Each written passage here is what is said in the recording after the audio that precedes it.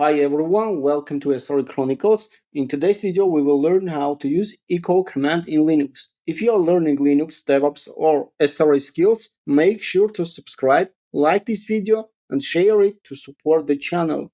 Let's get started. Echo.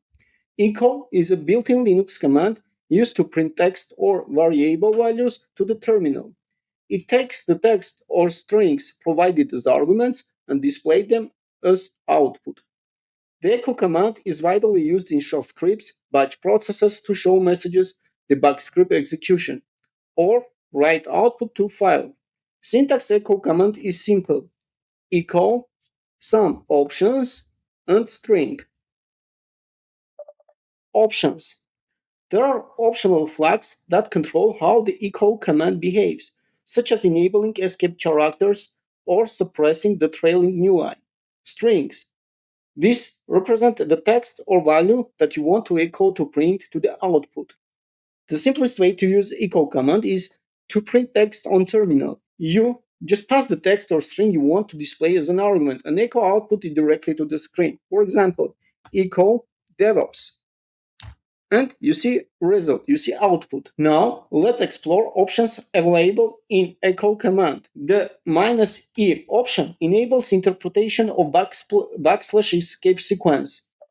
First option, \b. It removes all the spaces between the text.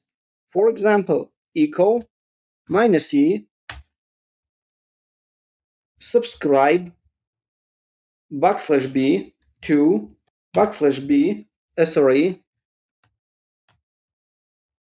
Chronicles. Let's see the output.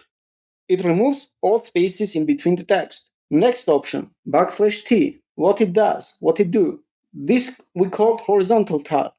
The \t escape sequence is used to insert a horizontal type space in the output. It helps align text in the columns and improve readability. Let's change here. And we see output. Next option, echo asterisk. Echo asterisk print all files in the directories in current directory. This happens because asterisk is shell glob wildcard, expanded by shell before echo runs.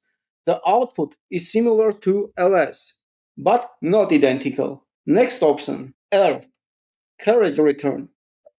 The \r escape sequence represents the carriage return.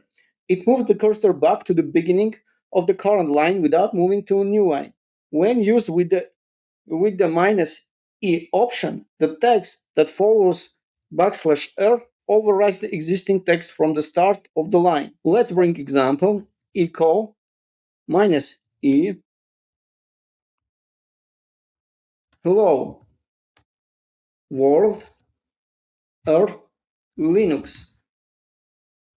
And we see result, Linux world. Next option C.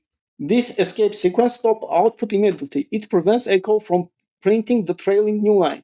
Any text after \c is not displayed. The cursor remains on the same line. Requires the -e option to interpret the escape sequence. Let's bring example.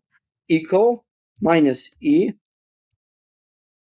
subscribe to see SRE Chronicles. Sorry, from here we should change it to E and R. And we see result, SRE Chronicles. Next option, \a. When we execute echo command with -e and \a, this command produce an alert or sound bell. Let's execute some example, echo, for example, devops, \a, and SRE Chronicles. You should listen some alert after executing command. There are a lot of options for echo. If you want to explore all of them, you can see manual pages for echo. And from here, you can explore all options which you can use with echo. In the last, I want to introduce redirecting echo output. The output of echo command can be redirected to a file instead of being displayed on terminal. This is done using output redirection operators. these operators and this one.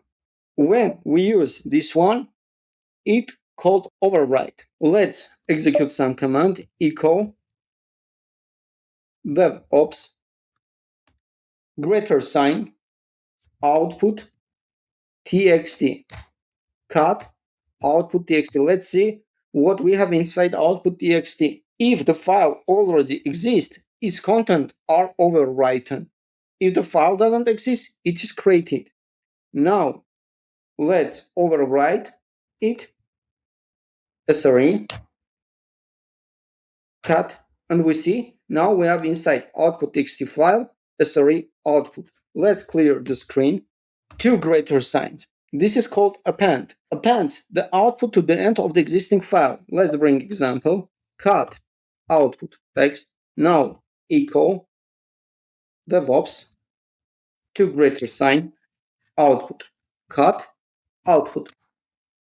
This command not overwritten the existing file.